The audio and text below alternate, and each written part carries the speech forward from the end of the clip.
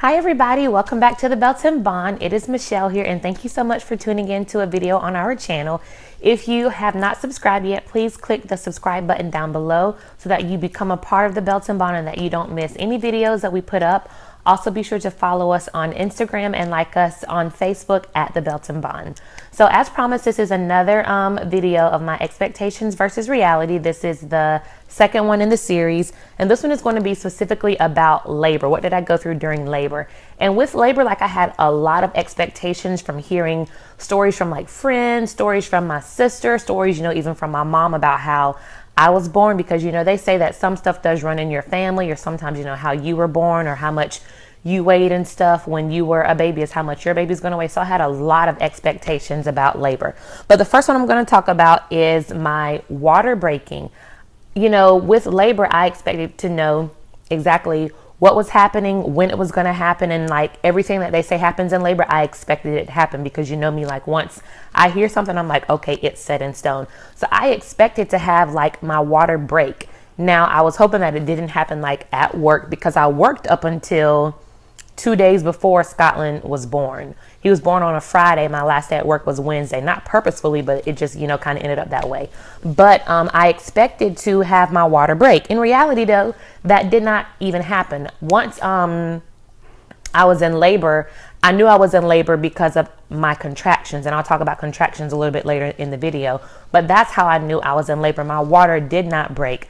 I went into labor, I'm going to say, like, I labored like Wednesday a little bit through the day, all day Wednesday night and all day Thursday and all day Thursday night.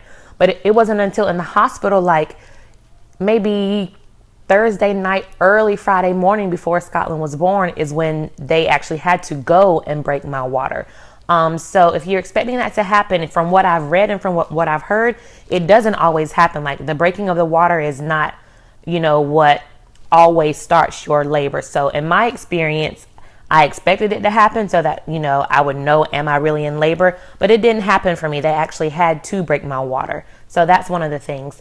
The second thing I'm going to talk about, and I have my phone. Y'all look, though, it's cracked. BJ did this. He murdered my phone. But the second thing I'm going to talk about is your mucus plug. Now, I had no idea what a mucus plug was really until my sister had my nephew. So in high school, I found out what a mucus plug was, but when I was pregnant, like, I had kind of forgotten about it and didn't know what kind of role it played in your pregnancy and going into labor.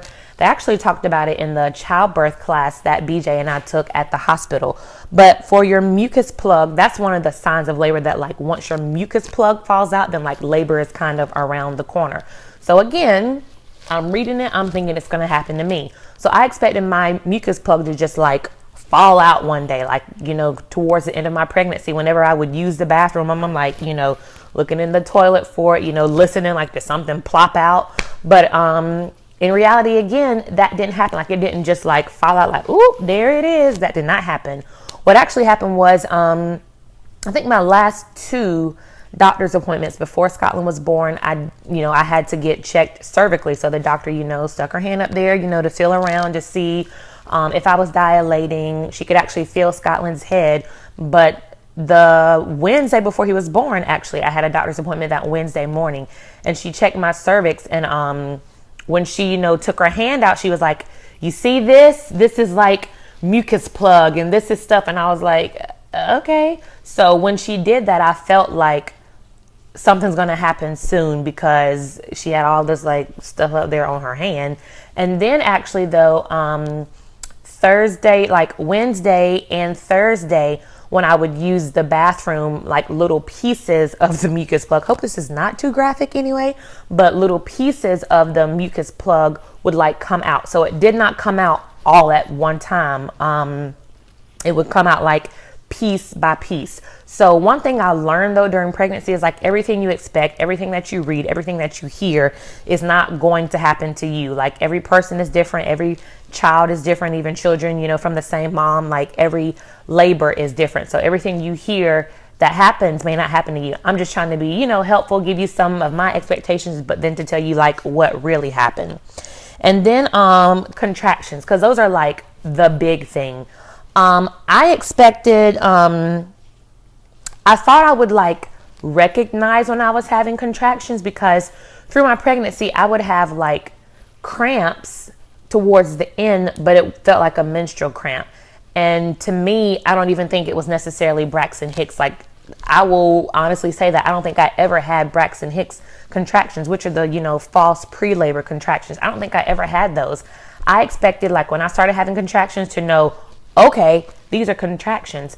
But I really didn't know if I was having contractions or not. I was at work and like my stomach would hurt. And I explained this in one of my previous videos, how the contractions felt like someone was like wringing out a washcloth right in the bottom of my stomach, and everything would just get so tight. So when I actually started having contractions, I wasn't sure if they were contractions or not. Now I did start looking at the clock because like that Wednesday evening, they were coming like 35 to 25 minutes apart. And I actually Marco Polo'd a friend of mine, and I was like, this is what I'm feeling. What is this going on? She was like, girl, those are like contractions, especially if they're coming, you know, at a steady increment. And I was like, well, they are. So that was kind of the tell all for me that, yo, something's happening and it may be happening soon. So that's really how my contraction ended up happening. I wasn't sure. And then once I started to time them and they came consistently, like all Wednesday night, now consistently, but still sporadically. So it wasn't like they were 25 minutes apart, then they went to exactly 20 minutes apart. No, they were still like consistent, but sporadic at the same time. But that happened like all Wednesday, all day Thursday. Thursday night is when they, you know, started picking up, and that's when we went to the hospital. So that's pretty much the beginning of my labor. But then labor at the hospital, I'm going to stop this video after this one because I'm going to get to, you know, when we actually gave birth.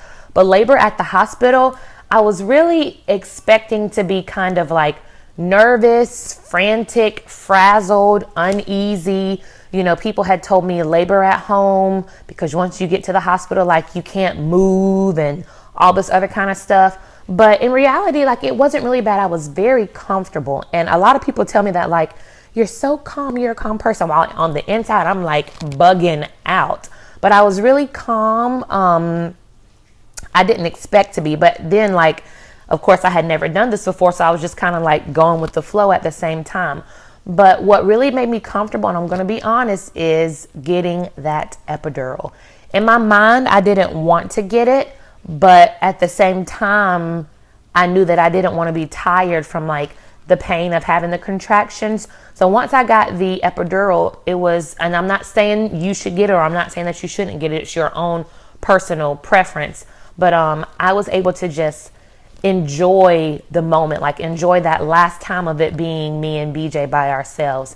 Enjoy just, you know, feeling Scotland still moving in my stomach for like the last bit of time. So it wasn't a painful, horrible thing. It was really peaceful, which is not really how I expected it to be, because people say I'm like dramatic and all this other kind of stuff. But I was really calm.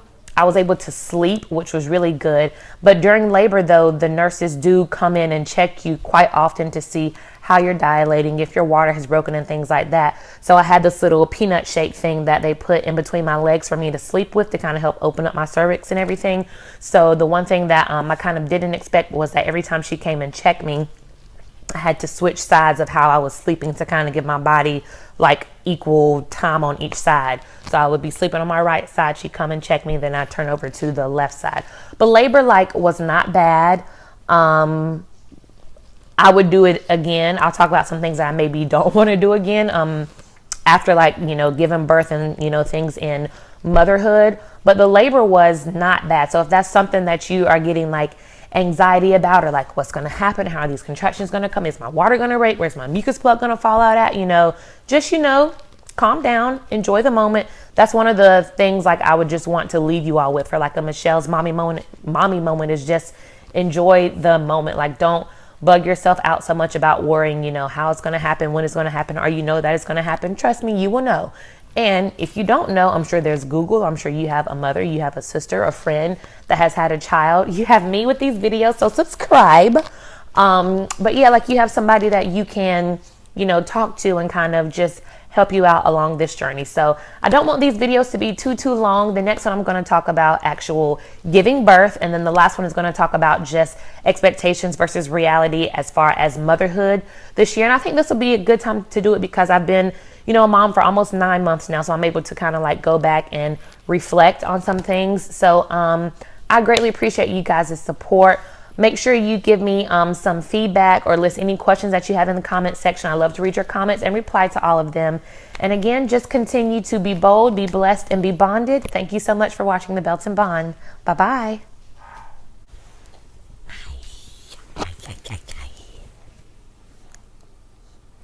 Oh, mommy has on a necklace. You want to go upstairs with daddy? Have some playtime?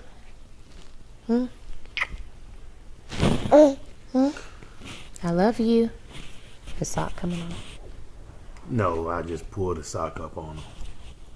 Oh, I didn't know what you were doing. It came off while he was up. Scotland. See that? That's why you should just let me take him on upstairs. Time to go. Time to go. Why do people always make that face when they look down?